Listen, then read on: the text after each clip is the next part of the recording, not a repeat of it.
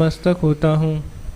उनकी कृपा से जीव भौतिक कलेशों के महासागर को पार कर सकता है तथा कृष्ण की कृपा प्राप्त कर सकता है।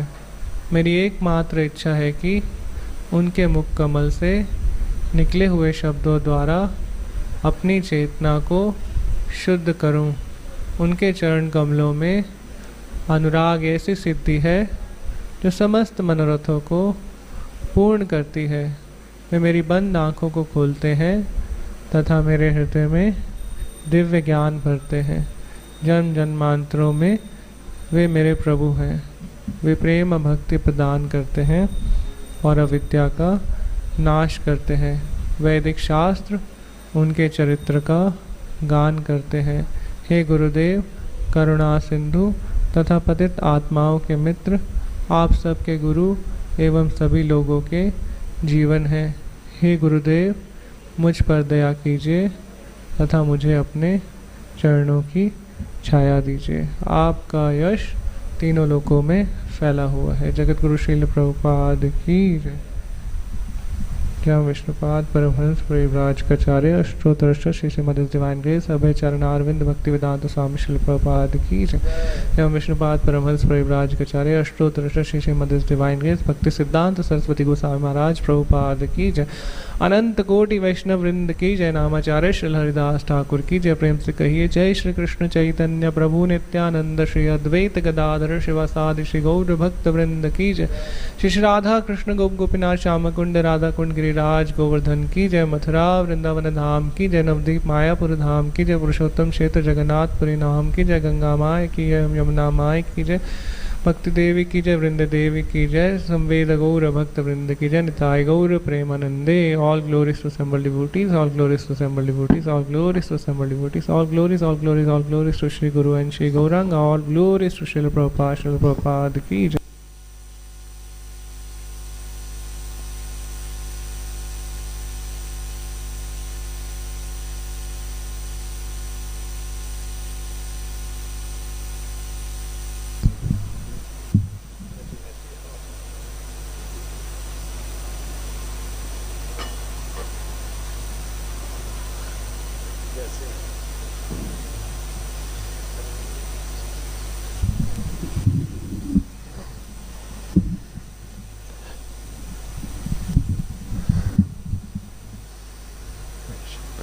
जय राधा माधवा कुंज बिहारी।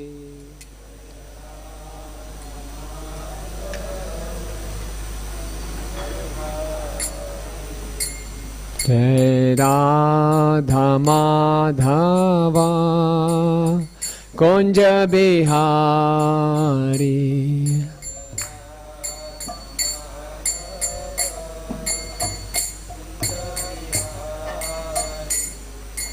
गोपी जन वल्लभा गिरिवरधारी।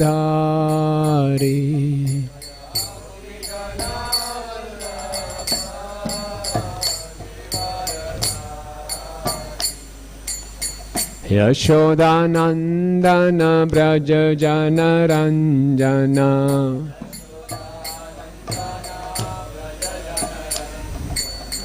यशोदानंदन ब्रज जन रंजन।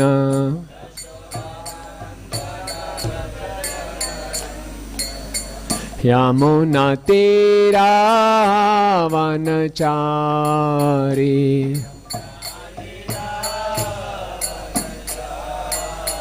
यमुना तीरा वनचारी।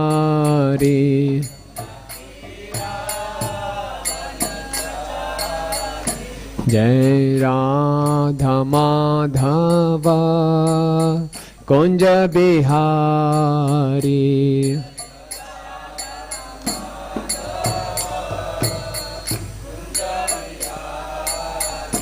हरे कृष्णा कृष्णा कृष्णा हरे हरे, हरे Rama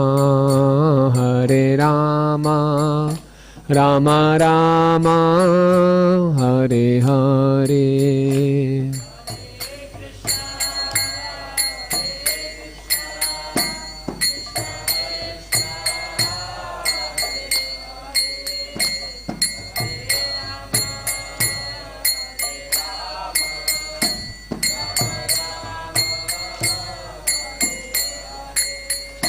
Hare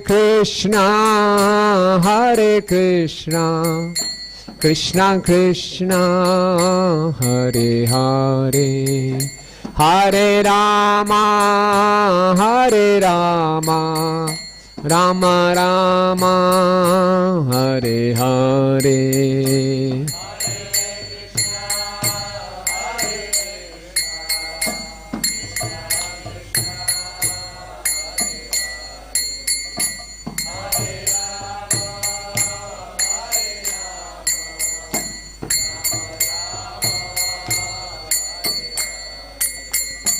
Hare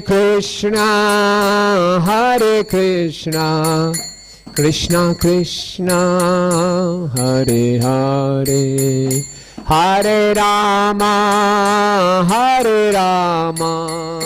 Rama Rama, Hare Hare.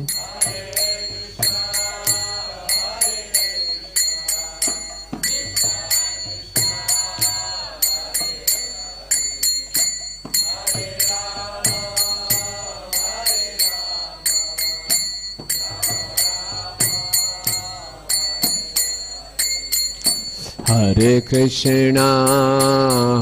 Krishna, Krishna Krishna, Hare Hare, Hare Rama,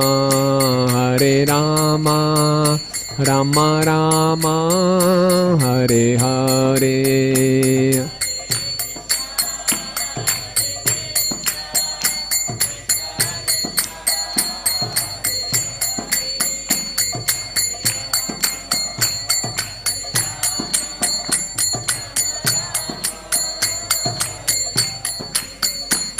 Hare Krishna, Krishna Krishna, Hare Hare, Hare Rama, Rama Rama, Hare Hare.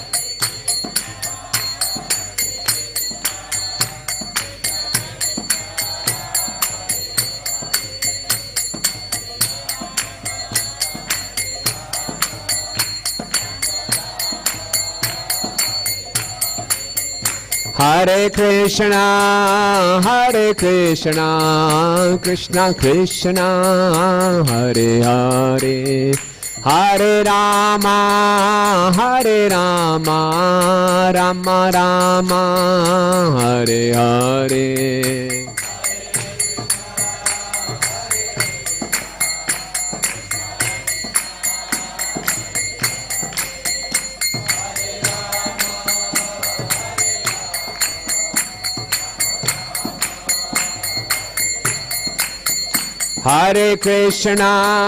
Hare Krishna, Krishna Krishna, Hare Hare, Hare Rama,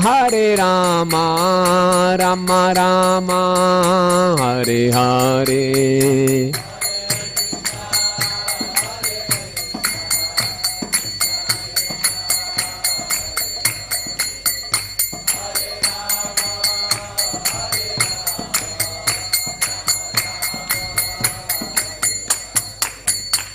Hare Krishna, Krishna Krishna, Hare Hare, Hare Rama, Rama Rama, Hare Hare.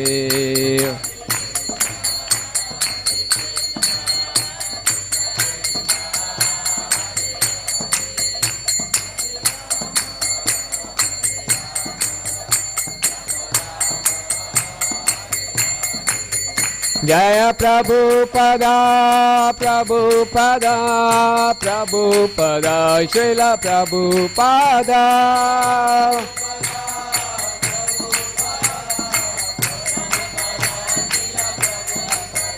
Nitya Gaur Hari Bol, बोल हरि बोल हरि बोल हरि बोल।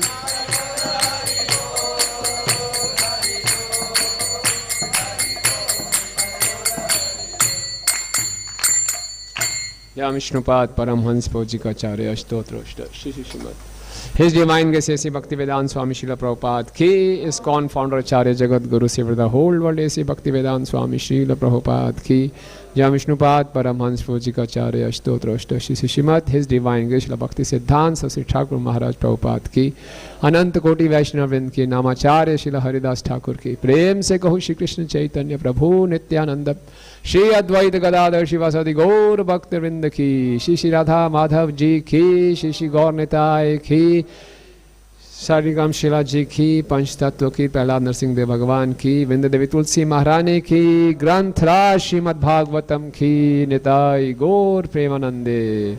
All glories to the assembled devotees, all glories to the assembled devotees, all glories to the assembled devotees, all glories to Shri Shri Guru and Gauranga, all glories to Srila Prabhupada ki jai. Om Namo Bhagavate Vasudevaya.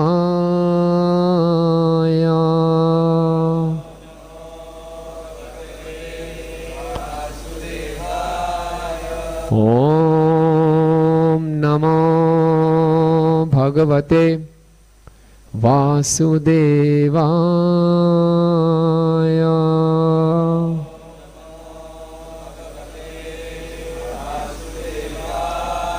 Om Namo Bhagavate Vasudevaya.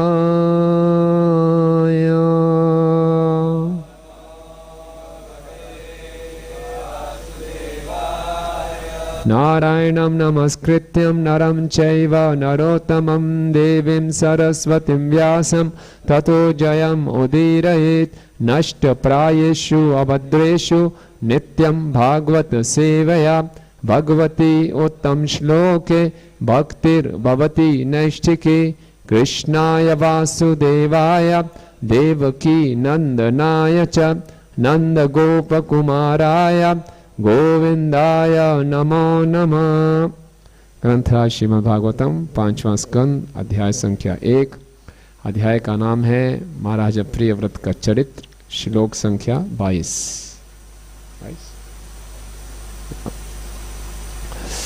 Manu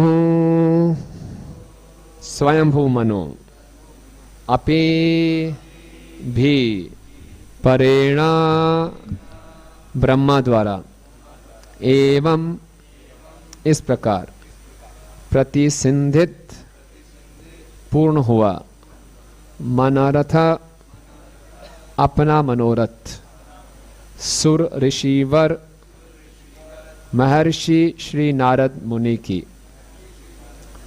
अनुमतेना अनुमति से आत्मजम अपने पुत्र को अखिल संपूर्ण ब्रह्मांड का धरामंडल लोकों का स्थिति पालन गुप्तये रक्षा हेतु आस्थाप्य स्थापित करके स्वयं स्वयं अतिविषम अत्यंत भयावने विषय संसारिक प्रपंच विष का जल आशय समुद्र आशाया कामनाओं से उपरामा निवृत्ति प्राप्त की।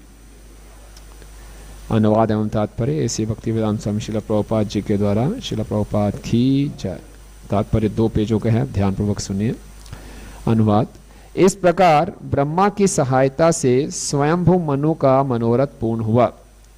उन्होंने महर्षि श्री नारद मुनि की अनुमति से अपने पुत्र को समस्त ब्रह्मांड के ग्रहों के पालन का भार सौंप दिया और इस प्रकार स्वयं भौतिक कामनाओं के अति दुस्तर तथा विस्मय सागर से निवृत्ति प्राप्त कर ली। तात्पर्य, स्वयंभू मनु एक प्रकार से निराश ही थे, क्योंकि श्री नारद मुनि जैसे महान विभूति ने उनके पुत्र प्रियव्रत को गृहस्थ आश्रम ना स्वीकार करने का उपदेश दे रखा था। अब वे अत्यधिक प्रसन्न थे, क्योंकि ब्रह्मा ने बीच में पड़कर उनके पुत्र प्रियव्रत को ब्रह्मांड का राज्यभार संभालने के लिए राजी कर लिया था। श्रीमद् भगवद गीता से हमें यह जानकारी मिलती है कि वैवस्वत मनु सूर्यदेव के पुत्र थे और उनके पुत्र महाराजा इक्ष्वाकु ने इस पृथ्वी ग्रह पर शासन किया। किंतु ऐसा प्रतीत होता है कि स्वयंभू मनु पर समस्त ब्रह्मांड का भार था और उन्होंने उनके पुत्र महाराज प्रियव्रत को सारे ग्रह मंडलों के पालन तथा सुरक्षा का उत्तरदायित्व सौंप दिया। धरा मंडल का अर्थ है ग्रह है। उदाहरणार्थ यह पृथ्वी धरा मंडल कहलाती है, किंतु अखिल का अर्थ है संपूर्ण अथवा विश्वव्यापी संपूर्ण ब्रह्मांड का है।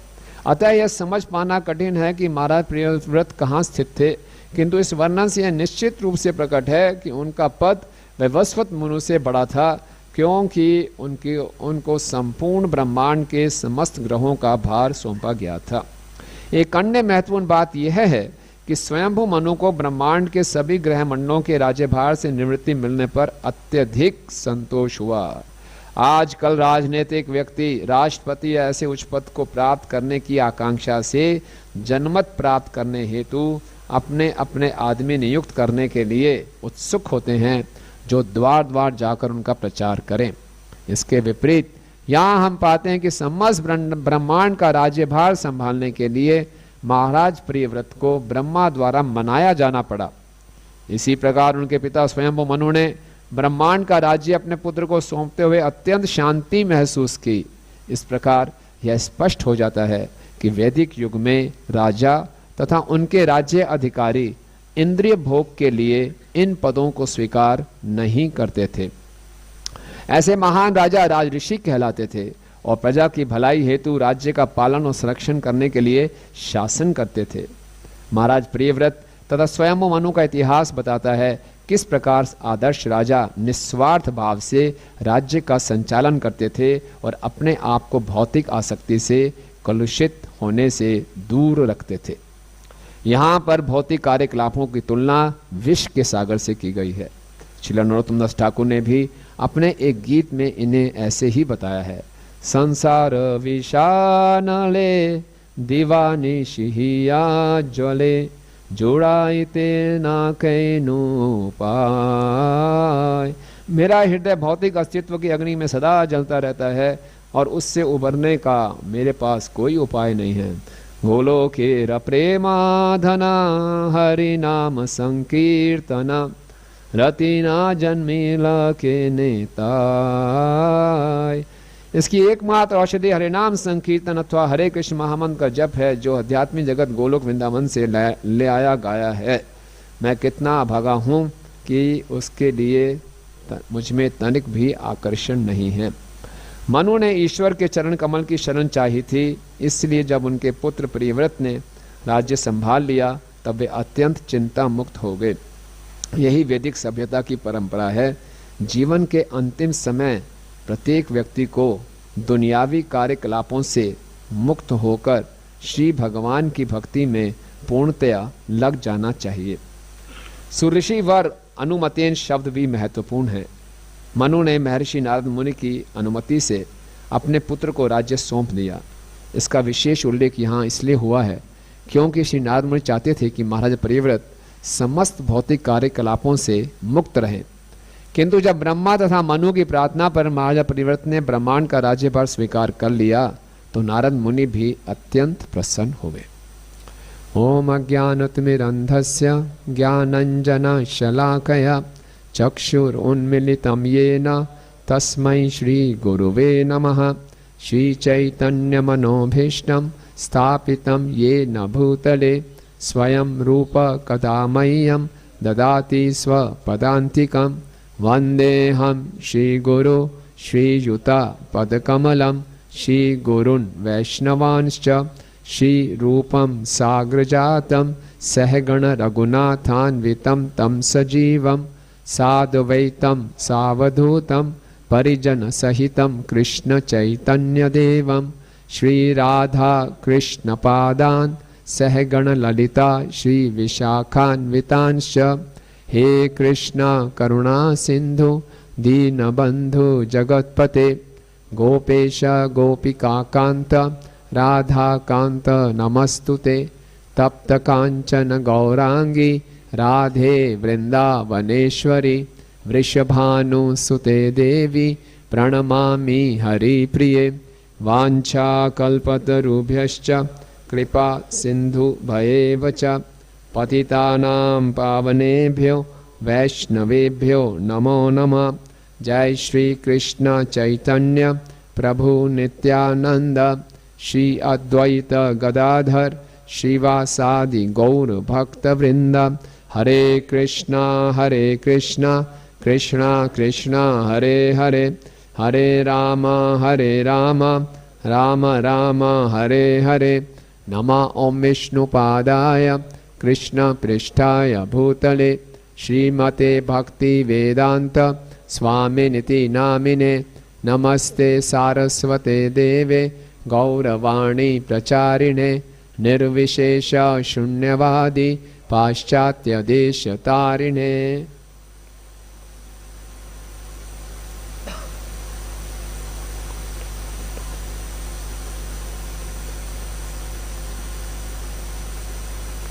हरे कृष्णा। तो आप सब भक्तों का हार्दिक स्वागत है और बहुत ही शिक्षाप्रद और प्रेरणादायक तात्पर्य श्रील प्रभुपाद जी का। तो प्रसंग आप सब जानते हैं कि स्वयंभू मनु के बड़े पुत्र प्रियव्रत नैष्ठिक ब्रह्मचारी थे और उनके छोटे भाई उत्तानपाद ने राज्य संभाला था। उत्तानपाद का पूरा वंशज आगे बढ़ा प्रचेतस तक। उसके बाद स्वयंभू मनु के पास कोई विकल्प नहीं था कि राज्य कौन संभालेगा और वो सेवानिवृत्त होना चाहते थे, रिटायर होना चाहते थे। तो बड़ी विकट परिस्थिति थी। बेटा भी ब्रह्मचारी बनना चाहता है, पिताजी वानप्रस्थ में जाना चाहते हैं। ऐसा घर कहाँ मिलेगा? क्या आइडियल उदाहरण है। दोनों छोड़ने को तैयार हैं। ये नहीं कि छोटी मोटी कोई फ्लैट छोड़ रहे हैं या कोई कोठी छोड़ रहे हैं, पूरे ब्रह्मांड का राज्य छोड़ रहे हैं। क्या ऐश्वर्य होगा। पूरे ब्रह्मांड के स्वामी हैं। बोले नहीं चाहिए, बोले मुझे भी नहीं चाहिए। लड़ाई हो रही, कौन बैठेगा, हम नहीं बैठना चाहते। हम यहाँ देखते हैं, प्रभुपाद बताते हैं कि मुगलों में क्या किया था, राज्य सिंहासन हथियाने के लिए अपने पिता को भी मार देते थे, है ना। कुछ भी चाहिए, पावर पोस्ट पोजीशन के लिए संसार में व्यक्ति कुछ भी करने को तैयार है। इतना द्वेष, इतनी पॉलिटिक्स। लेकिन यहाँ हम देख रहे हैं क्या वैदिक साहित्य, क्या वैदिक संस्कृति है कि जीवन का लक्ष्य एकदम स्पष्ट है। और ऐसा एक ज़बरदस्त एक सिचुएशन आ गई जहाँ चार महाजनों को कंसल्ट करना पड़ा आपस में। ब्रह्मा जी, नारद मुनि जी, स्वयं मनु, शिव जी सब बैठ रहे हैं, क्या करें भैया इसको। अब इसको नैष्ठिक ब्रह्मचारी को घर में भेजना है और ये इनको सेवामृत करना है, कौन सा ज़्यादा इम्पोर्टेंट है। और भगवान का मिशन है इस पूरे संसार को, इसमें जनसंख्या होनी चाहिए और इस संसार से लोग भगवत धाम वापस जाएँ। तो इस संसार का भी संचालन सही ढंग से होना चाहिए। तो प्रियव्रत जी को बोला गया कि वापस आइए और वो आए और इसमें सब कुछ संतुष्ट हो गए। हर कोई संतुष्ट हो गए क्योंकि कृष्ण संतुष्ट हो गए थे। तो कृष्ण की योजना के अनुसार हम कोई भी कार्य करेंगे तो हर कोई संतुष्ट हो जाएगा। तो स्वयं मनु बहुत संतुष्ट हो गया, उनके मनोरथ पूरा हो गया। ब्रह्मा जी ने हस्तक्षेप किया, नारद मुनि भी मान गए उनकी बात, तो किसी को कोई दिक्कत नहीं हुई।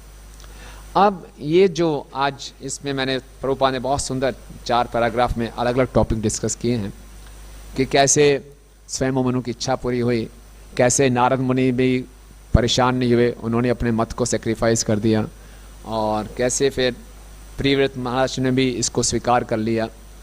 और क्या ये संसार विश्वों का सागर, जो विश्व का सागर की तुलना की गई है। तो इसमें मुझे एक ही थीम नज़र आई, सब कनेक्टेड हैं कि किस प्रकार से हमें अपने उपाधियों को हैंडल करना चाहिए। इस संसार में ये पूरा भौतिक जगत उपाधियों का जगत है। जैसी जीवात्मा इस भौतिक जगत के संपर्क में आती है उसको एक उपाधि मिल जाती है। कौन सी? शरीर अपने आप में एक उपाधि है। और जैसे शरीर मिलता है और उपाधियां आ जाती हैं, किसी का बेटा, किसी का भाई, किसी की बहन, किसी के माता पिता, ये वो, और फिर आगे और उपाधियों पे उपाधियां बढ़ती जाती हैं। जितनी ज़्यादा उपाधियां बढ़ती जाती हैं उतना ज़्यादा हमारा इल्यूजन, हमारा मोह बढ़ता जाता है। मैं ये भी हूं तो मैं ये भी हूं, मैं ये भी हूं, मैं ये भी हूं, मैं ये भी हूं, ये भी हूं, और फिर पूरा जीवन हमारा इन उपाधियों में जो हमारा रोल्स है उसको प्ले करने में पूरा परेशान रहते हैं। घर में ध्यान दे तो ऑफिस नेग्लेक्ट होता है, ऑफिस में ध्यान दे तो ये परेशान होते हैं, मेरे स्वास्थ्य भी खराब हो रहा है, ये भी खराब हो रहा है, सब में उलझा हुआ व्यक्ति पता नहीं कब जीवन समाप्त हो जाता है। एक नई उपाधि, एक नया ड्रामा, एक नया एक्टिंग शुरू। तो संसार में आए हैं तो उपाधि मिलेगी। अब सारा खेल ये है कि जो हमें उपाधि मिली हैं और उपाधियां ऊपर से और थोपी जाती हैं, इसको हमें हैंडल करना सीखना है, जिस प्रकार स्वयंभू मनु कर रहे हैं, जिसके प्रियव्रत जी कर रहे हैं, जिससे नारद मुनि जी कर रहे हैं। तो बहुत अच्छे उदाहरण उन्होंने स्थापित किए। तो अगर हम इन उपाधियों से अपनी पहचान करने लग जाएंगे तो इस संसार विषान्य, इस संसार में जो विषयों का सागर है, दिखने में बड़े आकर्षक लगते हैं लेकिन है वो विष, है ना। ये जो विषय हैं वो क्या है, विष के समान है, दिखने में बड़े सुंदर लगते हैं। यही संस्पर्शजा भोगा दुख योन्या एवते आदि अंतवंतु कौन्तेया नातेषु रमते बुधा। अगर हम अपनी पहचान इन उपाधियों से करते रहेंगे तो संसार बड़ा आकर्षक लगेगा, और आकर्षक लगता है लेकिन बहुत दुखदाई है। जीवात्मा इस संसार में अपने आप को 3 प्रकार के, जैसे कहते हैं कोशिकाओं में या कह लीजिए कवरिंग्स में बांध के रखता है। सबसे पहले उसकी जो कवरिंग है वो ये शरीर, उसके बाद ये समाज, है ना, और उसके बाद पूरा निसर्ग, भौतिक प्रकृति। तो अपने आप को जीवात्मा इन तीनों में बंद रखता है तो ये हमें 3 प्रकार के कष्ट देते हैं। शरीर कौन सा कष्ट देता है, आध्यात्मिक। समाज कौन सा कष्ट देता है, अधिभौतिक। और ये निसर्ग, प्रकृति क्या कष्ट देती है, अधिदैविक। और जब तक हम अपनी पहचान इस शरीर से जुड़ी उपाधियों से करते रहेंगे, इसमें हम उलझे रहेंगे। तो सारा खेल हमारी बुद्धि का है, कैसे हमने इन उपाधियों का उपयोग करना है।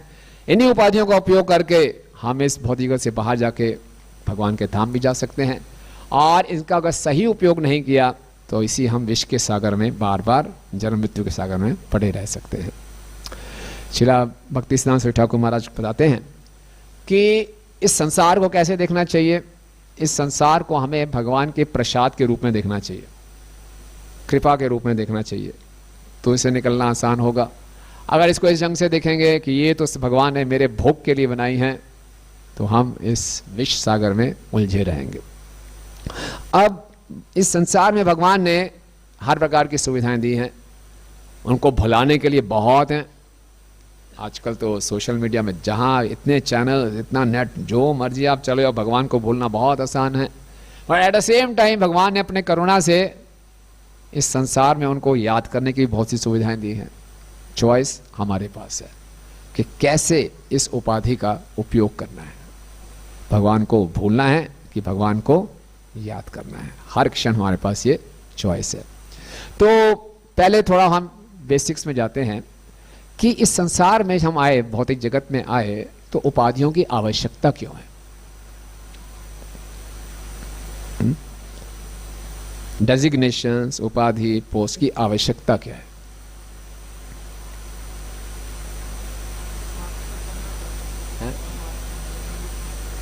यस, हम स्वामी बनना चाहते हैं, भोग करना चाहते हैं, तो भगवान हमें एक उपाधि, पहली उपाधि शरीर दे देते हैं कि अपनी पहचान इस शरीर से करो और मुझको भूल जाओ, है ना। ब्रह्मा जी ने सृष्टि की रचना की तो पहले इग्नोरेंस को पैदा किया कि जब तक हम भगवान को भूलेंगे नहीं, भोग कैसे कर सकते हैं।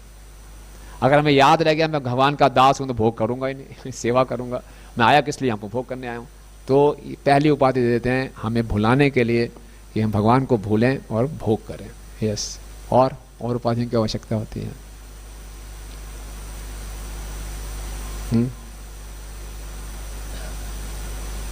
सोचिए, हर किसी को कोई ना कोई उपाधि मिली हुई है, हम सब उपाधियों से घिरे हुए हैं, दबे हुए हैं, तो क्यों उपाधियां मिलती हैं। यस माता जी।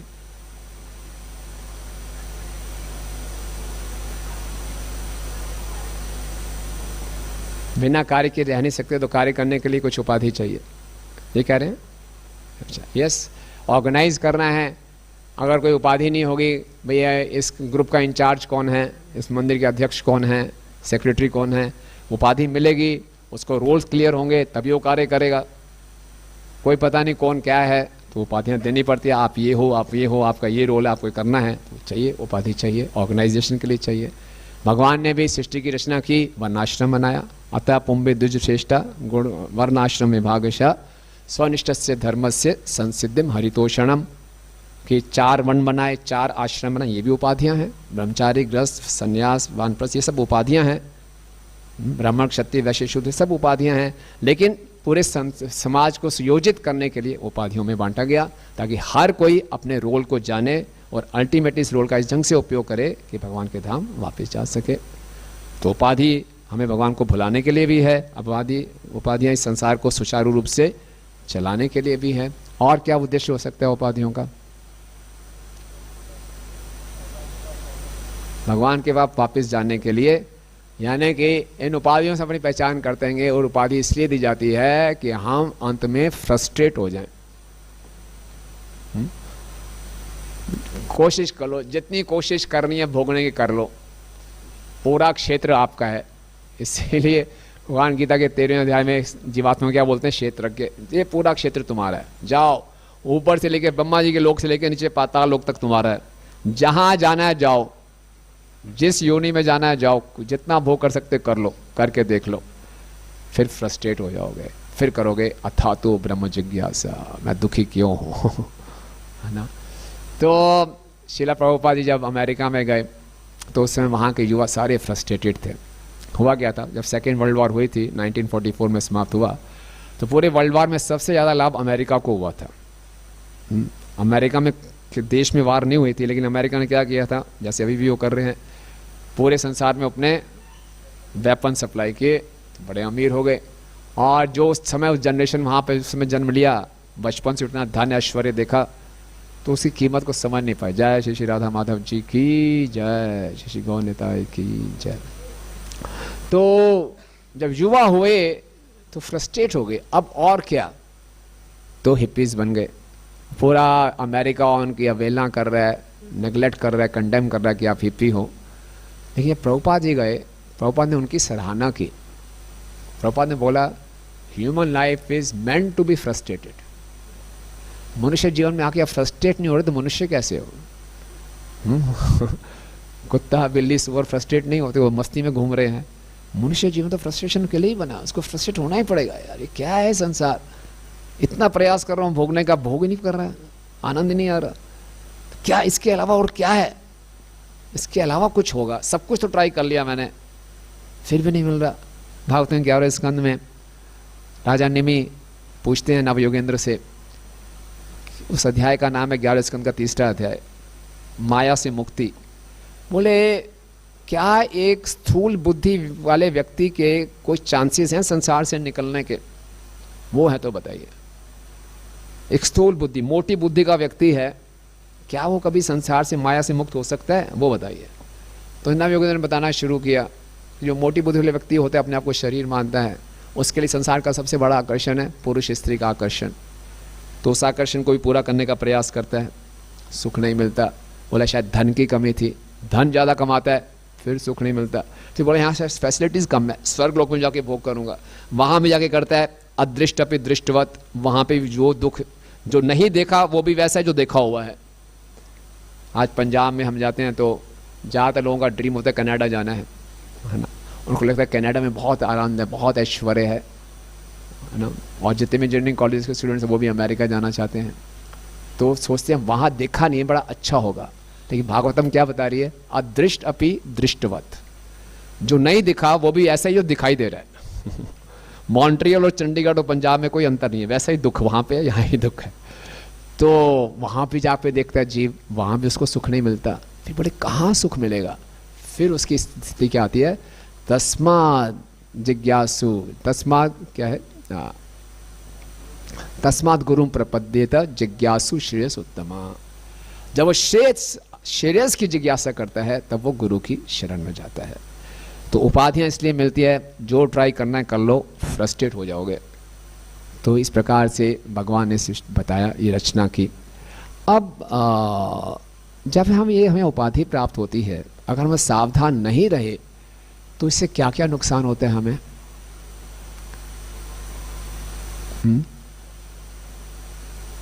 अगर हम अपनी पहचान उपाधियों से ही करते रहे तो क्या क्या नुकसान होता है? यस माता जी। हाँ जी, डिप्रेशन में चले जाते हैं क्योंकि सुख मिल नहीं रहा। इतने प्रयास किए, सब कुछ तो ठीक किया, फिर एंड रिजल्ट सुख आ नहीं रहा। क्या दिक्कत है? फ्रस्ट्रेशन, डिप्रेशन, और अहंकार बढ़ जाता है। अहंकार बढ़ने से क्या होता है? अपराध होंगे। अहंकार बढ़ जाता है, हम सेवा के अवसर को खो बैठते हैं। भागवतम के दशम स्कंध में वर्णन आता है कि कृष्ण और बलराम ग्वाल बालों के साथ निकले, और उस दिन कृष्ण और बलराम ने जो अपना कलेवा लेकर आए थे किसी पेड़ पे टांग दिया था। खेलते खेलते खेलते बड़ी भूख लग रही थी। ग्वाल बालों ने कृष्ण बलराम को कहा, बहुत भूख लग रही है, क्या करें? कृष्ण बलराम बोला, साथ में ही कुछ ब्राह्मण लोग हैं, बहुत सुंदर यज्ञ कर रहे हैं, उनके पास जाइए और कहिए बलराम और मैंने भेजा है, कुछ हमें खाने को दे दीजिए, है ना, जाइए। तो गए, ग्वाल वाले गए ब्राह्मणों के पास, वो मंत्रों का उच्चारण कर रहे हैं, स्वाहा स्वाहा स्वाहा, और ग्वाल वाल खड़े हैं, ग्वाल वाल उनको प्रणाम कर रहे हैं, उनकी तरफ देख ही नहीं रहे। इतना अहंकार, हम ब्राह्मण जाति के, ये वैश्य परिवार के, हमें इतने बड़े मंत्रों का उच्चारण कर रहे हैं, ये क्या गंवार लोग आ गए हैं, देखा भी नहीं। उन्होंने बोला, ये ब्राह्मण देव देखिए जरा, हम आपके पास आए हैं, हमें कृष्ण और बलराम ने भेजा है, कुछ दे दीजिए। सुना भी नहीं, इतना इग्नोर कर दिया। बेचारे वापस आ गए। भगवान ने बोला, घबराओ मत, जब भिक्षा मांगने जाते हैं कई बार ऐसा होता है, उनकी पत्नियों के पास जाओ। पत्नियों को जैसे ही बताया, सारे जो भी भोग के लिए सामान रखा था उठाकर भागे। ब्राह्मण उनको रोकना चाहे, बोला नहीं, एक ब्राह्मण पति ने अपना शरीर ही त्याग दिया, मुझे वहीं जाना है, कृष्ण बुला रहे हैं। तो सारा का सारा सामान ले गए। तो जब हम बहुत ज़्यादा अपनी पहचान अपनी पदवी से करते हैं, तो हम ब्राह्मणों के पास इतना सुंदर सेवा का अवसर आया था, उस सेवा के अवसर को उन्होंने खो दिया, अपने अहंकार में रहे। तो इससे ये नुकसान होता है कि हम डिप्रेशन में जा सकते हैं, हमारी ईगो बढ़ जाती है, हमसे अपराध होंगे, हम सेवा के अवसर को खो बैठेंगे। और क्या नुकसान हो सकता है? जन्म मृत्यु के सागर में तो रहेंगे रहेंगे। और इस अहंकार के कारण हम अपनी पावर का गलत उपयोग कर सकते हैं। कौन सा एग्जाम्पल आता है भागवतम में? राजा वेण, यस, और श्रृंगी ऋषि, श्रृंगी ने परीक्षित महाराज को छोटी सी गलती के लिए इतना बड़ा श्राप दे दिया कि 7 दिनों में आपकी मृत्यु हो जाएगी। कितनी बड़ी बात है। और परीक्षित महाराज ने इसको कैसे स्वीकार कर लिया। और बहुत ज़्यादा आसक्ति हो जाती है। धृतराष्ट्र को राजा बनाया गया था, स्टॉप गैप अरेंजमेंट था भाई, पांडु के पुत्र भी छोटे हैं, आप ही बन जाओ, कोई बात नहीं, कुछ समय के लिए। वो आसक्ति हो गया, छोड़ूंगा ही नहीं, अब बनेगा तो दुर्योधन ही बनेगा, है ना, बिल्कुल पागल हो गया वो। तो ये संसार में हम देखते हैं कि जितने भी लड़ाई झगड़े हैं वो सब इसलिए हैं कि हम अपने अपनी उपाधियों से और उन उपाधियों में मिलने वाली सुविधाओं से आसक्त हो जाते हैं। हम ट्रेन में जाते हैं कहीं पे, 2 या 3 घंटे का सफ़र होता है, अगर सीट बुक हो गई हमारी और हमारी बुक सीट पे कोई बैठा हो तो लड़ाई शुरू हो जाती है ना। अरे 2-3 घंटे की तो बात है, या 1 घंटे 1 दिन की बात है, कितने लड़ाई झगड़े हो जाते हैं। इसी ढंग से संसार भी एक जर्नी है, और इसमें हम छोटी छोटी बातों को लेकर कितना लड़ाई करते हैं। भूलते नहीं है उसने मेरे साथ ऐसा किया वैसा किया, और उसको अंतिम समय तक याद रखते हैं। और इसी तरह से हमें मालूम ही नहीं है कि मेरे दूसरे जन्म का कारण बनेगा, उसी में फंसे रहते हैं। इतना हमारे अंदर इसको लेकर इतनी आसक्ति हो जाती है, छोटी छोटी चीज़ों को लेकर। तो बहुत आवश्यक है कि हम इस अहंकार से बचें जो हमें उपाधियों की पहचान से आता है। परम पूजनीय निरंजन स्वामी महाराज एक हरि नाम का लेक्चर देते तो उसमें बताते हैं, इस संसार में हर कोई दूसरे को प्रभावित करना चाहता है कि मैं बहुत इम्पोर्टेंट हूँ, मैं बहुत महत्वपूर्ण व्यक्ति हूँ, I am very very significant, मैं खास व्यक्ति हूँ, जरा ध्यान दो मेरे पे। हर व्यक्ति दूसरे को इस ढंग से प्रभावित करने का प्रयास कर रहा है, लेकिन हमें मुख्यतः किसको प्रभावित करना है? राधा माधव जी को। और राधा माधव जी तब प्रभावित होंगे जब हम अपने आप को इनसिग्निफिकेंट मानेंगे। जब तक अपने आप को सिग्निफिकेंट मानते रहेंगे, दूसरा व्यक्ति हो सकता है कुछ तारीफ में बोल दे, वाह वाह वाह बहुत बढ़िया व्यक्ति हैं, लेकिन राधा माधव बोले बेकार है, क्या है, अभी तक समझा नहीं है। तो अभी तक इसी हम फंस जाते हैं। पूरा संसार हम पॉपुलर बनना चाहें, कोई हमें वाह वाह करे, कोई हमें पहचाने, कोई तारीफ करे, लेकिन असली जो हमें इस शरीर मिला है उसका सही उपयोग होगा अगर राधा माधव हमें पहचान लें। अखरूट जी, हम देखिए, अब हम चर्चा करेंगे कैसे भक्तों ने अपनी उपाधियों का सही उपयोग किया। अखरूट जी यदुवंश में हैं। जब कंस ने सारे यदुओं को सताना शुरू किया तो यदुओं के 3 भाग हो गए। कुछ तो दूर गांव में जाके छिप गए, कुछ को कंस ने जेल में डाल दिया, और अक्रूर जैसे ऐसे यदु थे जिन्होंने कंस की नौकरी स्वीकार कर ली। अब दिखने में तो लग रहा है अक्रूर जी ने बड़ी बड़ी बगावत कर दी, कृष्ण के शत्रु के यहां नौकरी कर ली, लेकिन अक्रूर जी ने ये पदवी क्यों स्वीकार की?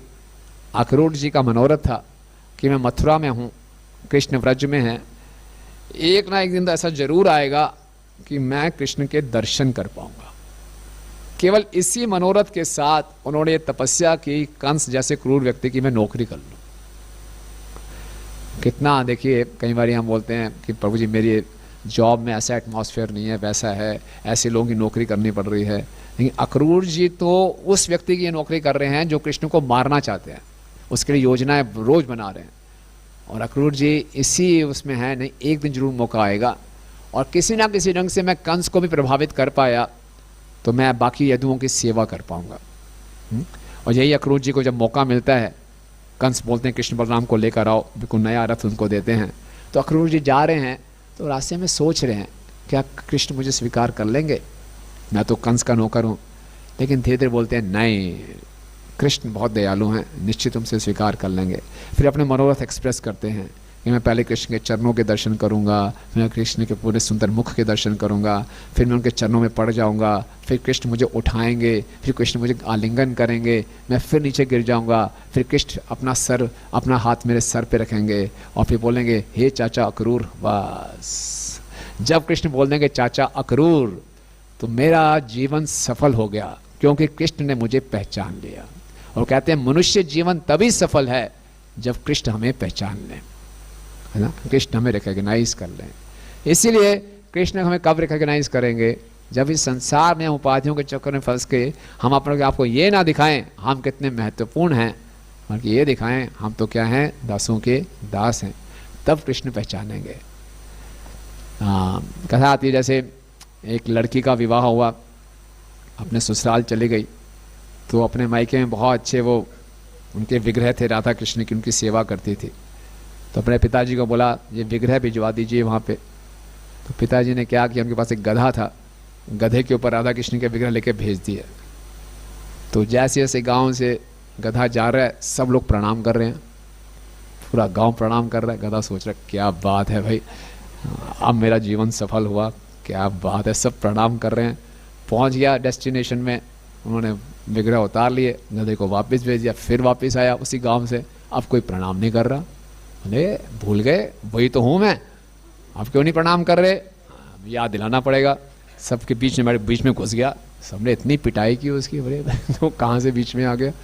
तो ऐसे ही होता है, हमें कई बार गुरु परंपरा की कृपा से कुछ क्रेडिट मिल जाता है, कुछ प्रतिष्ठा मिल जाती है, कुछ पद मिल जाते हैं, हम सोचते हैं देखो मैं कितना महत्वपूर्ण हूँ। इंद्र के साथ भी ऐसा हो गया था, क्या महत्वपूर्ण व्यक्ति हूँ मैं, वर्षा का कंट्रोलर हूँ, है ना। भगवान ने बोला अच्छा अभी दिखाता हूँ जितनी वर्षा करनी है कर लो तुम ब्रजवासियों का बाल बांका भी नहीं कर पाओगे, एक घास का तिनका भी नहीं हिला पाओगे, जो मर्जी कर लो। तो इस प्रकार से ये जो हम अपने आसक्त हो जाते हैं इन छोटी छोटी पदवियों से, तो हम भूल जाते हैं असलियत को और सेवा का मौका खो बैठते हैं। तो अक्रूर जी ने हमें सिखाया कि कैसी भी पदवी हो उसका कैसे उपयोग करना है। पर राजा प्रतापरुद्र की बहुत इच्छा थी कि मैं चैतन्य महाप्रभु से मिलूं, चैतन्य महाप्रभु का दर्शन करूं।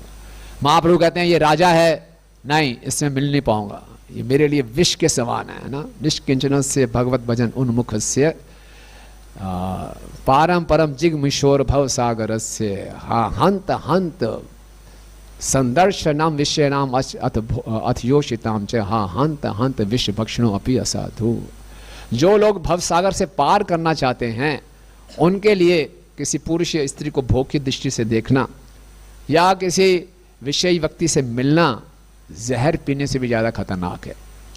तो मैं ऐसे नहीं मिलूंगा। जब ये बात राजा प्रतापरुद्र को मालूम चली, उन्होंने बहुत सी अप्रोचेस लगाई। बोले स्त्री नहीं मिलना चाहते कि मैं राजा हूं, तो उन्होंने क्या बोला, यदि से महाप्रभुर ना पाए कृपा धन कि बा राज्य की बा देहे सबा कारण।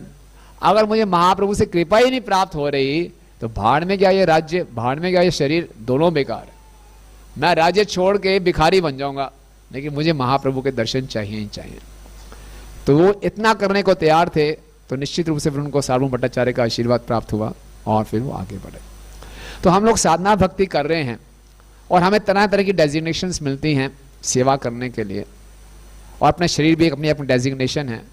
अगर इनसे हम आसक्त रहे तो हम शुद्ध भक्ति नहीं कर पाएंगे, और जब तक उत्तम भक्ति का प्रयास नहीं करेंगे अनर्थ निवृत्ति नहीं होती। अनर्थ निवृत्ति वैसी भजन क्रिया से होगी जो अन्य अभिलाषिता शून्यम हो। सर्व उपाधि विनिर्मुक्तम तत्परित्वेन निर्मलम ऋषिकेन ऋषिकेश सेवनम भक्ति उच्यते। सर्व उपाधि विनिर्मुक्तम, सारी की सारी उल्टी सीधी भौतिक इच्छाएं उपाधियों के कारण आती हैं। तो सर्व उपाधि विनिर्मुक्तम, अपनी पहचान उपाधियों से ना करते हुए तत्परित्वेन निर्मलम, तब निर्मल होकर ज्ञान और कर्म की इच्छाओं से मुक्त होकर तब इंद्रियों को इंद्रियों की सेवा में लगाएंगे, उसको भक्ति कहते हैं। तो निर्मलम, निर्मल कैसे हो रहे हैं, उपाधियों से मुक्त होकर, यानी कि उपाधि की से अपनी पहचान एक मल के समान है। उपाधि मल नहीं है, उपाधि से अपनी पहचान मल के समान है। आयुर्वेद में हर बीमारी का कारण क्या बताया जाता है, पेट साफ नहीं हो रहा है ना, मल का निष्कासन सही ढंग से नहीं हो रहा, तो पूरे शरीर में तरह तरह की टॉक्सिन्स आ जाते हैं, बीमारियां आ जाती हैं। और इसी ढंग से अगर हमें अपनी उपाधियों से आसक्ति रही तो तरह तरह के अनर्थों को हम पैदा करते हैं, तो उसमें फिर भक्ति करते हुए भी संतुष्टि नहीं होती। तो ये बात हमें जाननी है। तो कैसे इसको डील किया जाए, ये बहुत आवश्यक है समझना। तो ये जो हम संसार में आए हैं, संसार की तुलना एक ड्रामा से की गई है, एक स्टेज है, जैसे हम सब ड्रामा कर रहे हैं, और इस ड्रामा में हम अलग अलग रोल प्ले कर रहे हैं। और इस ड्रामा के डायरेक्टर कौन है, कृष्ण। मया दक्षिण प्रकृति सुविते सचराचरम। अब इस ड्रामा में किसी व्यक्ति को बहुत बड़ा खजाना मिल गया, बड़ा खुश हुआ वो, और तभी पीछे से आगे किसी ने चाकू मार दिया, इसकी हत्या हो गई। ऑडियंस रो रही है, वो बेचारा मर गया, सारा उसका पैसा आया था। तभी पर्दा बंद, ड्रामा खत्म। वो उठेगा आराम से, चाकू बाहर निकालेगा, पैसा वापस दे देगा, घर जाएगा, बच्चों के साथ खाएगा पिएगा, यही करेगा ना। मूर्ख व्यक्ति हुआ तो रोता रहेगा या पता नहीं क्या करेगा ना, क्योंकि घर में जाके वैसे उल्टा सीधा व्यवहार करेगा। रोल खत्म, काम खत्म, फिर अपना असली जीवन में आ जाएगा। इसी ढंग से हमें जितने ये पद मिलते हैं वो केवल रोल प्ले के लिए है, और रोल प्ले भी परफेक्टली करना है। क्यों, वो जो रोल प्ले हम कर रहे हैं वो कृष्ण को एक ऑफरिंग है, कृष्ण की एक सेवा है, क्योंकि उनके आदेश से कर रहे हैं। लेकिन साथ ही साथ में अपने असली जीवन को नहीं भूलना कि कृष्ण के साथ मेरा क्या संबंध है। वो जो एक्टर है भूला नहीं कि मेरे घर में मेरी पत्नी वेट कर रही है, बच्चे वेट कर रहे हैं। इसीलिए जो भक्त है उसको मालूम है ये पूरा का पूरा एक स्टेज है, ड्रामा है। ड्रामा खत्म होते ही मैं अपने असली घर में जाऊंगा, भगवत धाम में, और जहाँ कृष्ण के साथ मैं नाचूंगा, गाऊंगा, खेलूंगा, कूदूंगा, वो मेरा असली घर है। ये तो ड्रामा है। यहाँ पे दुख भी आएगा, सुख भी आएगा, सस्पेंस भी आएगा, क्लाइमैक्स भी आएगा, एक्सीडेंट हो गया, ये हो गया, वो हो गया, हर तरह की ऐसी विपदाएं आएंगी, खुशियां भी आएंगी। उसको रोल प्ले अच्छे ढंग से करना है। प्रमोशन हो जाएगी, प्रमोशन नहीं होगी, ये हो गया, वो हो गया, रोल प्ले करें। और उसके बाद क्या करना है, ये ऑफरिंग है। उस समय मैं क्या बेस्ट कर सकता हूं करूं, लेकिन अपने रिलेशनशिप को याद रखूं। वो रिलेशनशिप मैं याद रखूंगा कि अंततः वस्तुतः मेरी पहचान क्या है, जीवे स्वरूप है कृष्ण नित्यदास।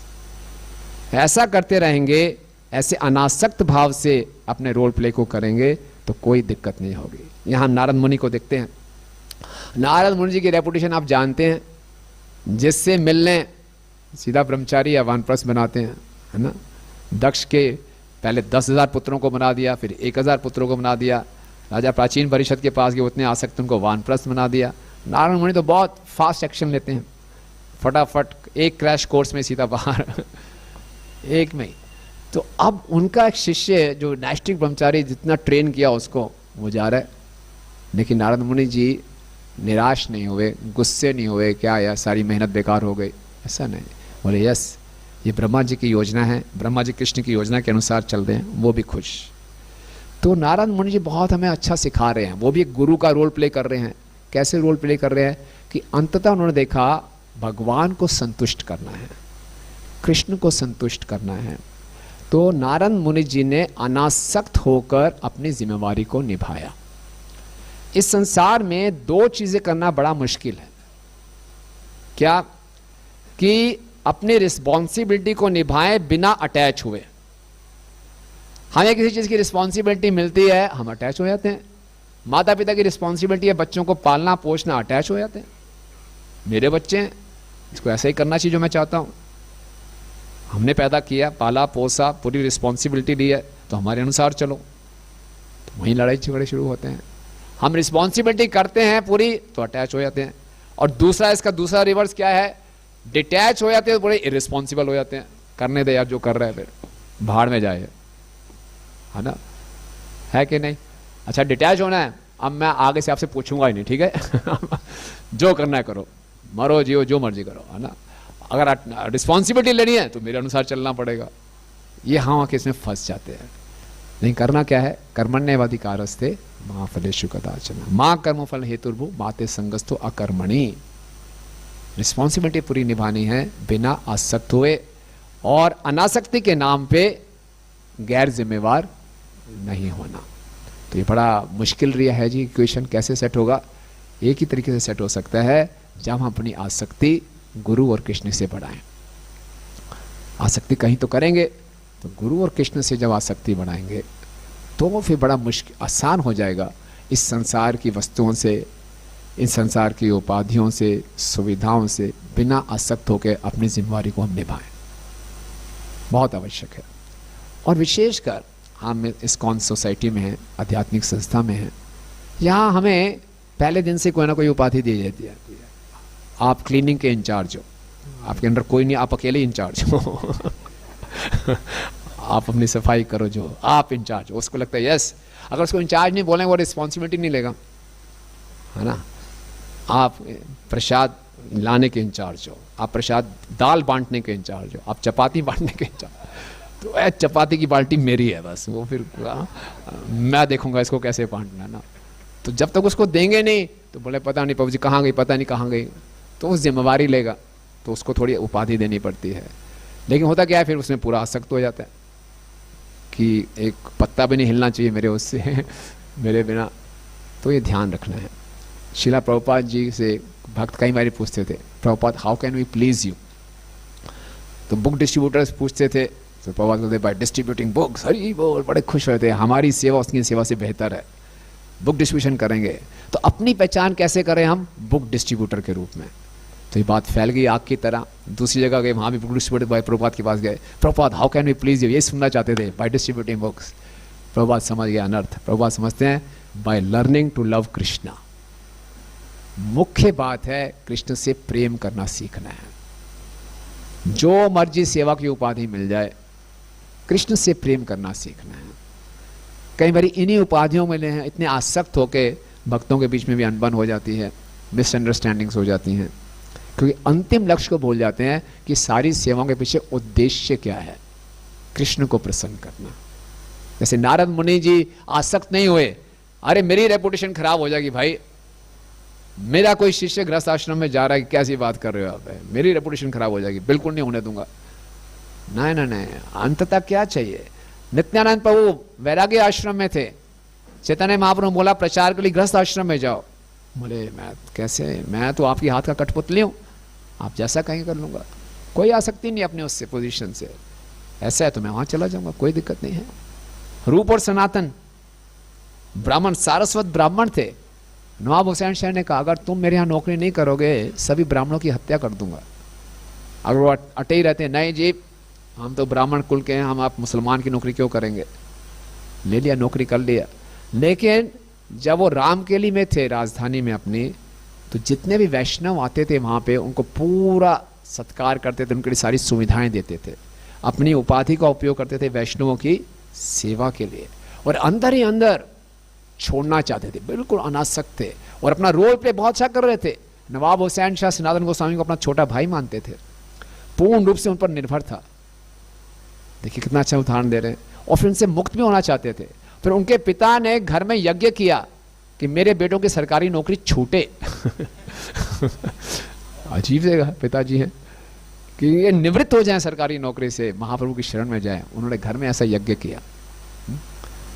तो ये बहुत से हमारे पास ऐसे उदाहरण हैं कि हमें ये उपाधियां तो मिलेंगी ही मिलेंगी, लेकिन उसको हमने किस ढंग से टैकल करना है ये बहुत आवश्यक है ना। अदरवाइज इन्हीं में उलझ जाएंगे और दिखेगा हम सेवा कर रहे हैं, लेकिन अगर सर्व उपाधि विनिर्मुक्त होकर नहीं कर रहे तो उत्तमा भक्ति नहीं होगी और वो अनर्थ निवृत्ति है वो होती नहीं। तो हम उलझे रहते हैं। और हम जब चैंटिंग भी करते हैं तो वही उपाधियों में जो हमने अटैच हुए हैं, सारे क्लेश चल रहे। तो उसने ऐसा क्यों कह दिया, उसने वैसा क्यों कह दिया, मैं ये करूँगा, मैं वो करूँगा। क्योंकि अपने आप को हम दास ही नहीं मान रहे तो सेवा क्यों मांगेंगे। हम हरे कृष्ण महामंत्र में राधा माधव जी से सेवा मांग रहे हैं, सेवा दासी तो मांगेगा नहीं। अपनी पहचान मैं एक इंचार्ज के रूप में कर रहा हूँ, एक प्रेसिडेंट के रूप में कर रहा हूँ, एक जीबीसी के रूप में कर रहा हूँ, तो सेवा क्यों मांगूँ। मैं तो ये हूँ, मेरी पहचान क्या है, जीवेर स्वरूप है कृष्ण नित्य दास। मैं दासत्व स्वीकार करना चाहता हूँ, इसलिए मैं हृदय से सेवा मांग पाऊंगा। तो इसीलिए हमेशा अलर्ट रहना है कि इन सब रोल प्ले के चक्कर में मैं असली पहचान ना भूल जाऊं। इसीलिए बहुत जरूरी है नियमित रूप से श्रवण कीर्तन और गहराई से ध्यान पूर्वक श्रवण कीर्तन, औपचारिकता वाला नहीं। बैठना जी, भागवतम क्लास में बैठ गए जी, बोलो अब क्या बोलना है, खत्म करो 9 बज गए, चलो जी हो गई क्लास, हो गई। बैठना जी चैंटिंग करने, बिठा लो जी 16 माला बोला करूंगा करूंगा, उससे नहीं होगा। गहराई से करना है।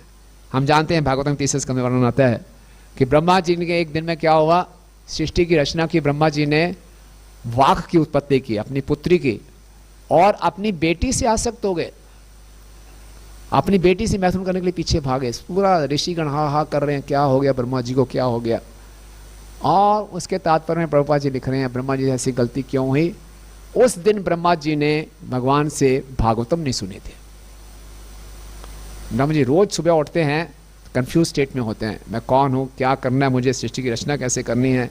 भगवान से भागवतम सुनते हैं, उनके हृदय में दिव्य ज्ञान प्रकाशित होता है, फिर वो सृष्टि की रचना करते हैं। उस दिन हमें शिक्षा देने के लिए कुछ भागवतम नहीं सुनी। एक दिन ब्रह्मा जी ने भागवतम नहीं सुनी, उनसे इतनी बड़ी गलती हो गई। और हम देख लें फिर कहाँ ब्रह्मा जी, कहाँ हमारी स्थिति। तो नियमित रूप से हम श्रवण कीर्तन करते हैं। इसलिए प्रभुपाद जी ने बोला कि इस संस्था में जो लीडरशिप के रोल में हैं, मैनेजर्स हैं, उनके लिए अति आवश्यक है कि सुबह 4 बजे से पहले उठें, सुबह का अच्छे ढंग से मॉर्निंग प्रोग्राम अटेंड करें, तभी वो बाकी दिन की क्रियाओं को सेवा की भावना में कर पाएंगे। अन्यथा इतना आसान है इन उपाधियों के भाव में बहना कि व्यक्ति हम बह जाएंगे। इसलिए अति आवश्यक है कि हमारा श्रवण और कीर्तन ही हमारे आध्यात्मिक जीवन का आधार होना चाहिए, और वही अटेंटिव है ना। तो इस ढंग से हम लोग इन उपाधियों से मुक्ति नहीं पा सकते, लेकिन अपने उपाधियों से प्रति जो हमारी जो आसक्ति है उसको हम हटा के उनको भगवान की सेवा में लगाएं। जैसे भक्ति ठाकुर क्या भजन गाते हैं, मानस देह गेहे जो के छुमोर अर्पिल तुवा पदे नंद किशोर। जो भी ये शरीर है, शरीर से जुड़ी सारी सुविधाएं हैं, सब नंद किशोर की हैं, सब गुरु की सेवा के लिए हैं। गुरु के मार्गदर्शन में ही हम अपने इस भोगने की वृत्ति को सेवा की वृत्ति में बदल सकते हैं। तभी हम लोग दीक्षा लेते हैं, तभी गुरु की शरण में जाते हैं, क्योंकि इस भोगने की वृत्ति बहुत गहरी है हमारे अंदर। तो अगर गुरु के निर्देशन को अपने जीवन का केंद्र बिंदु रखेंगे, उन्हीं की संतुष्टि अपने जीवन का केंद्र बिंदु रखेंगे, तो फिर हम इन उपाधियों से, उनसे आसक्त हुए बिना उनकी सेवा में जुड़ सकते हैं। जैसे प्रियव्रत ने दिखाया, नारद मुनि जी ने दिखाया कि ब्रह्मा जी की ये इच्छा है, ठीक है, मैं अपने ओपिनियन का सेक्रीफाइस करता हूं, जाओ प्रियव्रत गृहस्थ आश्रम में जाओ, क्योंकि अल्टीमेट क्या है, कृष्ण की और गुरु की प्रसन्नता। तो जो कुछ भी हमें सेवा मिलती है, सेवा के लिए करने के लिए कुछ उपाधि भी मिलती है, तो इसलिए यहाँ बोला जाता है सर्वेंट लीडरशिप। पहले हम क्या हैं, सर्वेंट हैं। किसी भी प्रकार का हमें कुछ भी पोस्ट मिलता है, वो केवल क्या है, सेवा को करने के लिए। तो वो बात हम याद रखेंगे तो भगवान से हमारी आसक्ति बढ़ती जाएगी, और फिर हम इन चीज़ों से आसक्त हुए बिना इस जो विषम सागर है इसको पार कर पाएंगे। गोलोके रे प्रेम धन हरि नाम संकीर्तन। शिला भक्ति सिद्धांत श्री ठाकुर महाराज बताते हैं, अगर कोई जीव अपनी उपाधियों से बहुत ज़्यादा आसक्त है, वो संकीर्तन में सही ढंग से नाच भी नहीं पाएगा, क्योंकि वो उपाधियों के बोझ में दबा हुआ है। हम आते हैं, देखते हैं कई भक्त, कई लोग नए नए आते हैं, तो कीर्तन चल रहा है, वो चुपचाप खड़े रहते हैं ऐसे, है ना, खंबे की तरह एकदम हिलेंगे नहीं। हो सकता है वो किसी कंपनी के बहुत बड़े चेयरमैन हो, बहुत बड़े मालिक हों, कुछ भी हो सकता है, लेकिन जब हम कीर्तन कर रहे हैं तो भूल जाना चाहिए कि मेरी क्या उपाधि है, मैं क्या हूँ, है ना। जब एक दूसरे का हम हाथ पकड़ते हैं तो हमारा सारा मिथ्या अहंकार पिघल जाना चाहिए, और अपना सब कुछ भूल कर कैसे मैं ज़्यादा से ज़्यादा राधा माधव गौर निताई की प्रसन्नता के लिए नाच सकता हूँ, उतना हमें नाचना चाहिए, उतना जोर से कीर्तन करना चाहिए। हरे कृष्णा कृष्णा कृष्णा हरे हरे, हरे राम राम राम हरे। तो गोलोकेरा प्रेम धन, गोलोक का प्रेम धन क्या है? हाँ? प्रेम धन है क्या? इससे क्या मिलेगा? गोलक में कौन से बैंक से धन आ रहा है? क्या है ये प्रेम धन? ये है भगवान की रासलीला। ये हरिनाम संकीर्तन में इतनी शक्ति है कि सीधा हमें गोलोक में ट्रांसपोर्ट कर सकती है। और भगवान के रासलीला जो सबसे, भगवान सुंदर सुंदर लीलाएं करते हैं गोलोक में, जो सबसे उच्चतम लीला है भगवान की श्रृंगार रस में, वो है भगवान गोपियों के साथ जो रास कर रहे हैं, जहाँ पे लक्ष्मी जी को भी अनुमति नहीं है प्रवेश करने की, जहाँ ब्रह्मा जी शिव जी भी प्रवेश नहीं कर सकते। एक चंडीगढ़ का युवा या व्यक्ति उत्साहपूर्वक हरे कृष्णा कृष्णा कृष्णा हरे हरे, हरे राम राम राम हरे, इसमें हम प्रवेश कर सकते हैं। हरि बोल। यस, ये कोई सेल्समैनशिप नहीं हो रही झूठे वचन नहीं बोले जा रहे, यही महाप्रभु की कृपा है। बस हमें क्या करना है? सर्वोपाधिर विनिर्मुक्तम तत्परेत्मन निर्मलम। अपना सब कुछ हम इस संकीर्तन यज्ञ में दें। गोलोक से इंपोर्ट हुआ है, हमें ट्रांसपोर्ट करने के लिए गोलोक धाम में भगवान की लीलाओं में प्रवेश कराने के लिए, तो इसका हमें पूरा लाभ उठाना चाहिए। हरे कृष्णा। श्रील प्रभुपाद की जय। एनी क्वेश्चंस और कमेंट्स? Yes. हरे कृष्णा प्रभु जी, जैसे हम देखते हैं भक्ति के अंदर थोड़ा समय बीतने लगता है, तो क्या होता है कि धीरे धीरे कहीं ना कहीं वो स्लैकनेस आने लगती है जैसे समय बीतता है। स्टार्टिंग में जब आते हैं तब तो बहुत स्ट्रिक्ट होते हैं, बहुत सिंसियर रहते हैं, बहुत डेडिकेटेड रहते हैं, पर जैसे जैसे समय बीतता है, सेवाएं आती हैं, तो धीरे धीरे वो चीज़ मिस होने लग जाती है, सेवाओं की तरफ ध्यान चला जाता है, साधना को थोड़ा निगलेक्ट करने लग जाता है। तो हम देखते हैं सीनियर भक्तों को देखते हैं तो देखते हैं कि वो कितने सिंसियर रह के, आपसे भी हम देखते हैं सीखते हैं, बहुत सिंसियर रह के उतने सालों से वो चीज़ बना के रखना, तो वो कैसे आएगा? मतलब इतने सालों से वही चीज़, वही डेडिकेशन बना के रखना, वही सिंसियरिटी बना के रखना, उसके लिए क्या करें? देखते रहिए, जो दिखाई दे रहा है वो देखते रहिए तो हमारे पास अच्छे एग्जाम्पल भी हैं, बुरे एग्जाम्पल भी हैं, तो अच्छे एग्जाम्पल्स को देखते रहिए, उनसे इंस्पिरेशन लेते रहिए, और बेसिक्स को कभी मत भूलें, है ना। बेसिक्स में हमेशा रहें और हमेशा अच्छे एग्जाम्पल रहेंगे, उनको देखते रहिए। क्योंकि भागवतम में एग्जाम्पल्स मिलते हैं तो लगता है हो सकता है वो बुकिश हों, थियोरेटिकल हों, प्रैक्टिकली देखते हैं। हमारे जो गुरुजन हैं, प्रभुपाद जी के शिष्यगण हैं, इतनी कठिनाइयों के बीच में भी इतने उत्साह से अभी तक भक्ति कर रहे हैं, तो उनको देख बहुत इंस्पिरेशन मिलता है। एक बार मैंने परम पूज्य गोपाल सिंह महाराज से प्रश्न पूछा था, महाराज मैंने उल्टा पूछा था कि बड़े बड़े दिग्गजों को गिरते हुए देखते हैं, तो मैं तो कुछ भी नहीं हूँ, मैं क्या करूँगा, फिर भक्ति कर लूँ। बड़े बड़े दिग्गज को देखा वो भटक गया, फिर कैसे होगा। महाराज ने बोला अगर आप पहलवान बनना चाहते हो तो अपने रूम में किसका पोस्टर लगाओगे? पहलवान का ही पोस्टर लगाओगे। हाँ, मेरे जैसे किसी दुबले बड़े व्यक्ति का तो लगाओगे नहीं, ऐसा बनना है, पहलवान का ही पोस्टर लगाओगे। तो इसीलिए अगर पहलवान बनना तो पहलवान से इंस्पिरेशन लो, तो दिक्कत नहीं है। तो भक्ति में बहुत से पहलवान हैं हमारे बीच में, उनको देखते रहें और बेसिक्स में रहें, चलता रहेगा। ठीक है, और कोई?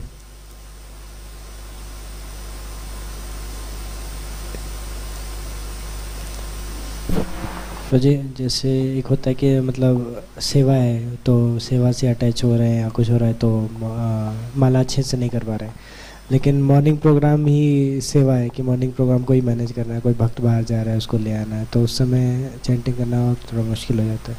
तो उस समय कैसे फोकस करें बार बार कि नहीं मतलब आपकी सेवा है मॉर्निंग प्रोग्राम को मैनेज करना, भक्तों को सब एकजुट रखना, और फिर आपकी साधना डिस्टर्ब हो जाती है। हाँ। तो थोड़ा जल्दी उठ जाइए, कोशिश कीजिए, है ना। वो भी सेवा बहुत इंपॉर्टेंट है, आपकी सेवा से बाकी भक्तों का अच्छा प्रोग्राम हो जाएगा, करिए, ठीक है ना। और देखिए इसमें हमें ये नहीं करना कि जब जी साधना ज़्यादा इम्पॉर्टेंट है, सेवा ज़्यादा इम्पॉर्टेंट है, दोनों ही महत्वपूर्ण इम्पॉर्टेंट है। परम पूजनीय कदम कानन स्वामी महाराज बताते हैं जितना ध्यान हम अटेंटिव चैंटिंग पे देते हैं, बोलने के लिए अटेंटिव चैंटिंग हियरिंग, उतना ही हमें अटेंटिव सेवा भी करनी है। कई भक्तों में ये गलत फहमी हो जाती है, या तो सेवा करेंगे तो चैंटिंग नहीं करेंगे, चैंटिंग करेंगे तो सेवा नहीं करेंगे। बोले प्रभुपाद ने बोला है सारी सेवाओं में महत्वपूर्ण सेवा है चैंटिंग करना, बस कर ली मैंने, खत्म बात। कोई बोलेगा अरे चैंटिंग करके मांग क्या रहे हो, सेवा ही तो मांग रहे हो, सेवा ही तो कर रहा हूँ बस। वो बोला मैं ठीक हूँ, बोले मैं ठीक हूँ। तो दोनों ही गलत हैं, दोनों एक्सट्रीम्स गलत हैं। अगर किसी ने अच्छे ढंग से चैंटिंग की है वो सेवा में बड़ा उत्साहित रहेगा, और जैसे सही चेतना से सेवा की है वो चैंटिंग में बहुत उत्साहित रहेगा। मेहनत की है तो भूख लगेगी, भूख मीन्स खाएगा, अच्छा खाना क्या है, चैंटिंग करना। अच्छा खा लिया, शक्ति आ गई, खाली नहीं बैठेगा, वो सेवा जरूर करेगा, ठीक है ना। तो हम लोगों की आदत है 0 या 1 बाइनरी सिस्टम में चलते हैं, ब्लैक एंड वाइट में, लेकिन दोनों को आध्यात्मिक जीवन में दोनों को अटेंटिव ढंग से करना है, तब हम अच्छे ढंग से शुद्ध हो पाएंगे, राइट। यस माता जी, माइक में बोलिए माता जी, माइक आ रहा है आपके पास।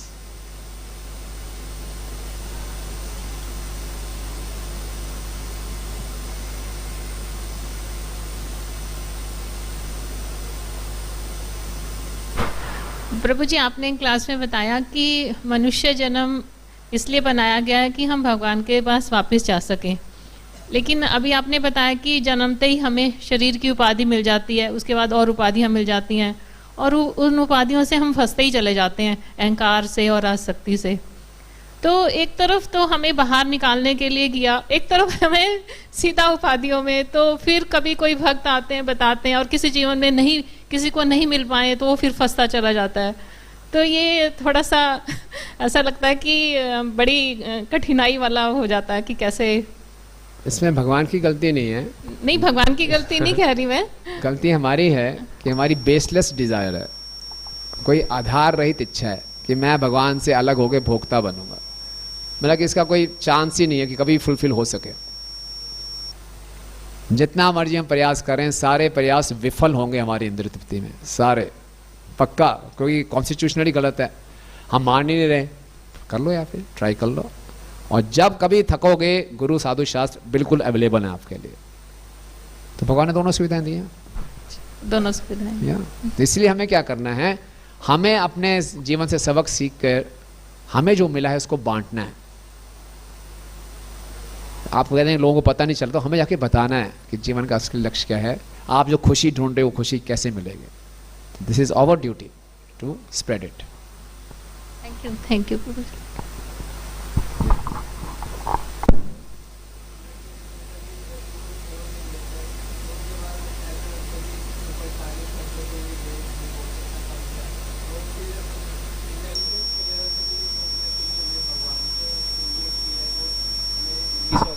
लेकिन फिर भी अंदर से मन तो दुखी रहता है कि यार आज तक इतना अच्छा काम किया, किसी ने बोला ही नहीं है कि यार बहुत अच्छा किया है। सही बात है, हम जो भी सेवा करते हैं, मतलब कोई तो एक बार ही बोल दे बहुत अच्छे प्रभु जी, बना आ गया कोई तो बोल दे एक बारी, और कोई ना बोले तो बड़ा उदासी हो जाती है। बुद्धि से तो समझाते हैं क्या हुआ, कोई बात नहीं, राधा माधव तो देख रहे हैं, लेकिन मन बड़ा परेशान रहता है कोई नहीं बोलता, जाके खुद पूछते हैं कैसी लगी सेवा प्रभु मेरी तो वही बोले हाँ कुछ ठीक थे, अरे यार कुछ तो बोलो। तो ये हमारी एक नीड बन गई है, हमें आदत पड़ गई है कि जब तक हमें कोई पीठ नहीं थपथपाएगा, कोई तारीफ नहीं करेगा, तो हम आगे बढ़ते नहीं हैं, हमारा उत्साह खत्म हो जाता है। तो ये आदत पड़ गई है हमारी, तो कोई दिक्कत नहीं है, प्रैक्टिकल रहना चाहिए, अपने आप से ईमानदार रहना चाहिए, ये मेरी नीड है, आदत है। कोई थोड़ा सा बोल देगा तो मेरा उत्साह बढ़ जाएगा, इसलिए भक्त एक दूसरे को अप्रिशिएट करते हैं, है ना आवश्यकता है हमें। लेकिन जिसको अप्रिसिएशन मिल रहा है उसको बीच बीच में अपने आप को मजबूत करना है, कब तक इस पर निर्भर रहूँगा, मुझे इससे ऊपर उठना है ना। अपनी हम तैयारी करते रहे कि इससे मुझे ऊपर उठना है, ओके, कि जो भी आ रही है तारीफ आ रही है, प्रशंसा आ रही है, सब गुरु परंपरा को दूं, याद दिलाऊं अपने आप को कि ना से।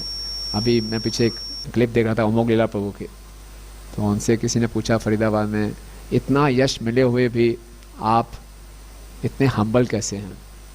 तो बहुत अच्छे उत्तर उन्होंने 4-5 उत्तर दिए उन्होंने, वेरी नाइस, वो प्रैक्टिकल ऐसे नहीं थियोरेटिकल उत्तर दिए उन्होंने, बहुत अच्छे उत्तर दिए।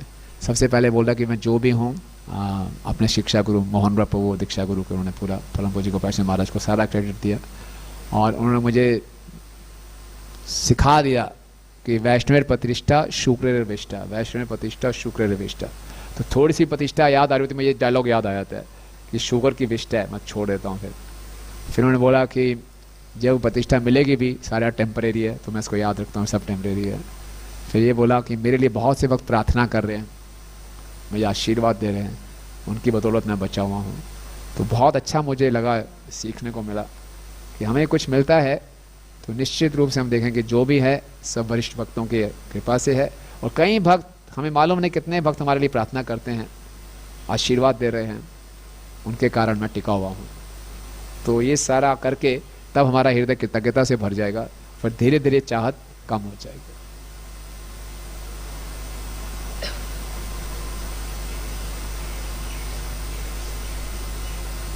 हरे कृष्णा प्रभु जी, आपने बताया था कि भगवान को भूलने के लिए हमारे बहुत सारी व्यवस्था है, और उसी के साथ साथ हमें याद करने के लिए सारी व्यवस्थाएं दी हुई है। बट देखते हैं कि मन जो हमारा जन्म जन्म संगी अलग अलग शरीर में ट्रैवल करता है, अलग अलग गंदगी साथ में लेके जाता है, और माया का सबसे बड़ा तलवार भी यही है जो हमें परेशान करता है। पर इसमें देखें तो जो चॉइस आपने बोला हमारे पास चॉइस है, बट ये चॉइस ज़्यादा पल भारी पड़ रहा है उस पर कि हम भगवान को ज़्यादा भूलें, तो इसको कैसे समझे प्रभु जी? इस पॉइंट को समझना क्या है, चॉइस को सही करने के लिए भक्तों का संग, ज़्यादा भक्तों का संग करें, अच्छे ढंग से भक्तों का संग करें, हमारा जो एप्लीकेशन ऑफ चॉइस ठीक होता जाएगा। जितना अच्छे ढंग से हम सुनेंगे, पढ़ेंगे, उस पर मनन करेंगे, तो हम देखिए यहाँ तक भी पहुँचे हैं, अपनी चॉइस को एक्सरसाइज करके ही पहुँचे। आज आपने कंठी डाली हुई है, धोती कुर्ता डाला है, तिलक लगाया है, कैसे जबरदस्ती तो किया नहीं किसी ने, रात को पकड़ा, हेड शेव कर दिया, फटाफट डाल दिया, आपने अपने इच्छा से किया है। तो यहाँ तक अपनी इच्छा का सही उपयोग करके आप पहुँच गए हैं, सही उपयोग करके गोलक धाम ही पहुँच जाएंगे। सिंपल है। यहाँ तक कैसे पहुँचे? भक्तों की कृपा से। वहाँ तक कैसे पहुँचोगे? भक्तों की कृपा से। इसलिए भक्तों के संग में रखो अपने आप को हमेशा। सिंपल, ठीक है।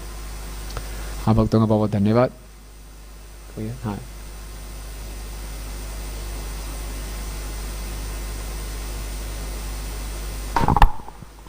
First of all thank you very much कि आपने इतना अच्छा क्लास लिया। मेरा क्वेश्चन था प्रभु जी कि जैसे अगर हम कुछ सिन करते हैं तो हमें उतनी ही फिर प्रॉब्लम आती है भक्ति के जिस लेवल पे हम थे उसको रीगेन करने के लिए। तो कई बार हमारा कुछ मटेरियल ड्यूटीज़ भी होता है, तो उसमें हमारा कुछ सिन होते रहता है, क्योंकि material duties is not free of sin. तो how we can maintain that balance कि भक्ति भी हमारा नेक्स्ट लेवल तक जाते रहे और वो हमारा बैलेंस बना रहेगा। ठीक है। बहुत ही जगत में हम कार्य कुछ ना कुछ करते हैं तो कुछ ना कुछ पाप हो ही जाते हैं। पैसा कमाना है, कहीं नौकरी करेंगे, बिजनेस करेंगे तो पाप करना पड़ता है थोड़ा बहुत, है ना, ये कहना आपका। तो फिर हमारे भक्ति में वो बाधा बन जाए तो क्या करें। तो हमें इस ढंग से अपने ऑक्यूपेशन को, अपने व्यवसाय को ढूंढना है कि कम से कम वो 4 बड़े पापों से संबंधित ना हो डायरेक्टली। मांसाहार, जुआ, इंटॉक्सिकेशन, इलिसिट सेक्स, इनसे संबंधित ना हो, है ना, इन चीज़ों को डायरेक्टली इनकरेज ना कर रहा हो। बाकी इस संसार में कुछ भी आप करोगे कुछ ना कुछ तो पाप है ही, तो उसको बहुत ग्रॉस लेवल पे नहीं करना। और अगर ऐसा कोई लाइफस्टाइल है तो उस लाइफस्टाइल को चेंज करना चाहिए ना। और फिर जब हम अपना जॉब वॉब में जाएं, बिजनेस में जाएं, तो अच्छे ढंग से मॉर्निंग प्रोग्राम करके जाएं। और जॉब से पहले, जॉब के बाद भक्तों का संग होना चाहिए, तो हम सुरक्षित हैं, ठीक है ना। असत्संग ज़्यादा हो जाएगा, भक्तों का संग कम हो जाएगा, फिर दिक्कत है। तो बैलेंस बनाने का तरीका यही है कि वहाँ जाके केवल एक औपचारिकता के लिए बिजनेस टाइप रिलेशनशिप बना के उसको जस्ट रोल प्ले कर लो, लेकिन अपना हृदय भक्तों को देकर जाओ, भक्तों के साथ रहो, दैट वे। और इस प्रकार का आपका कोई ऑक्यूपेशन है जिसमें ग्रॉस सिंस इन्वॉल्व हैं तो उसको चेंज करो। Thank you. या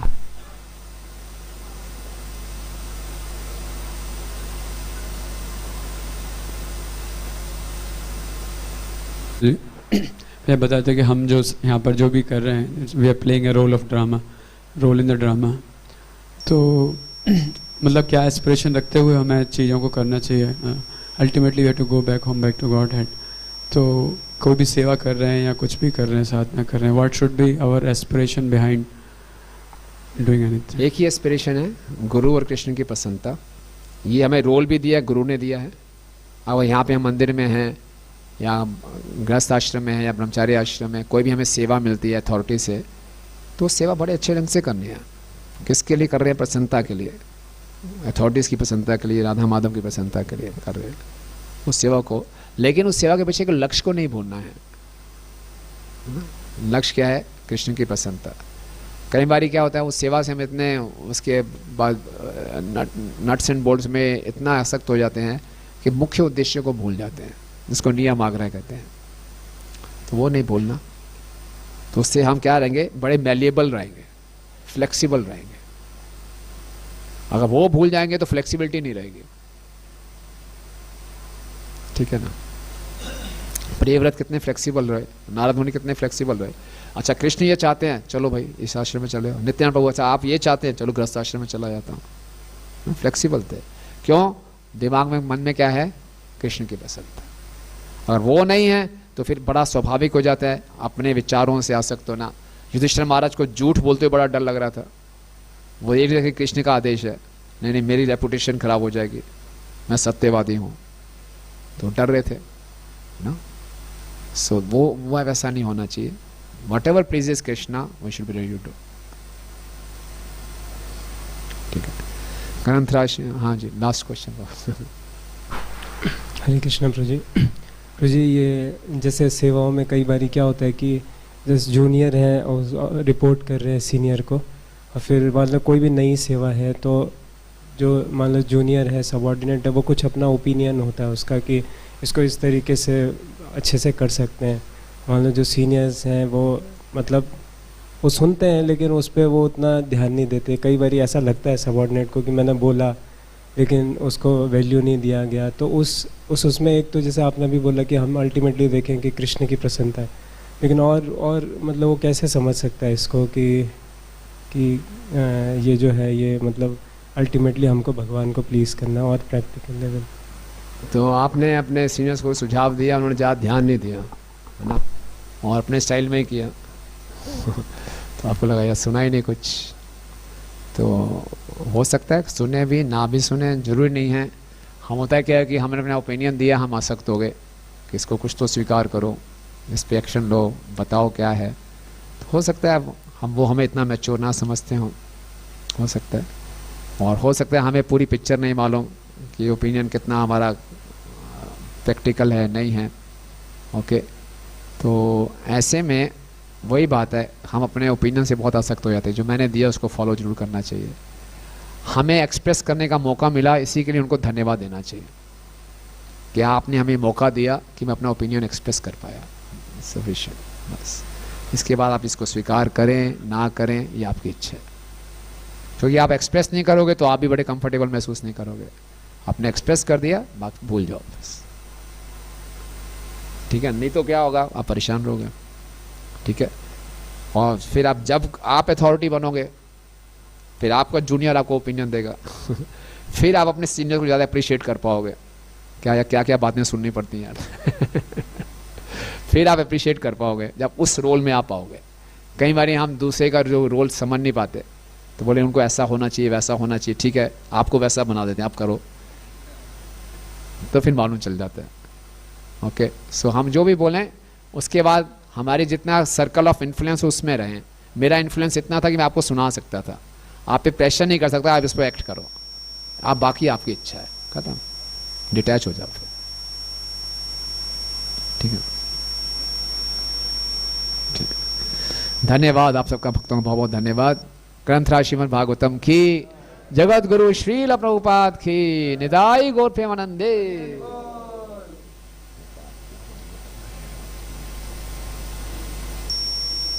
प्रभुपाद की जय।